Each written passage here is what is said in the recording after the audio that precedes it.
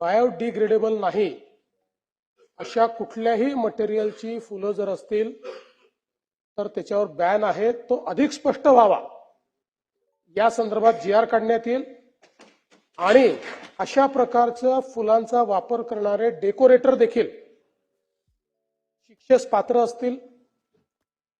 या संदर्भात जे मोठे मोठे मॅरेज हॉल्स आहेत त्यांनी जर अशा प्रकारचं डेकोरेशन अलाउ केलं तर त्यांच्यावरही काय कारवाई करायची या संदर्भातही GR मध्ये आपण घालू, जेणेकरून अशा पद्धतीनं हे जे काही कृत्रिम फुलांचं एक पेव फुटलेला आहे आणि खरं आहे म्हणजे अनेक वेळा तर ओळखताच येत नाहीत, इतके बेमालूमपणे ही बनवतायत आणि त्यातनं पर्यावरणाचे नुकसान होत आहे आणि शेतकऱ्यांचे नुकसान होत आहे।